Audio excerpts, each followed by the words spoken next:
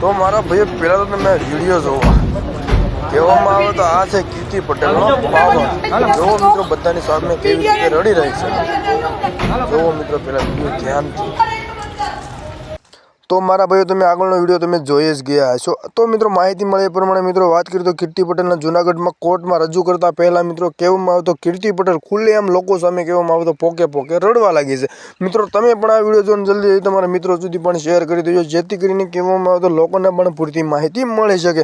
અને આ મિત્રો તમે નવા હોય તમારી ચેનલ લાઈક કોમેન્ટ ફોલો કરી નાખજો, જેથી કરીને આવા જ અવનવા વિડીયો આવતા હોય છે। તો મિત્રો તમને શું લાગે છે, ખરેખર કહેવામાં આવે તો કીર્તિ પટેલ શું નિર્દોષ હોય કે અપરાધ છે? એ મિત્રો તમે અવશ્ય ને અવશ્ય કહેવામાં આવે તો કોમેન્ટ બોક્સમાં જણાવી દેજો। અને મિત્રો તમારા મિત્રો સુધી આ વિડીયો જરૂર ને જરૂર શેર કરી દેજો, જેથી કરીને કહેવામાં આવે તો લોકોને પણ પૂરતી માહિતી મળી શકે।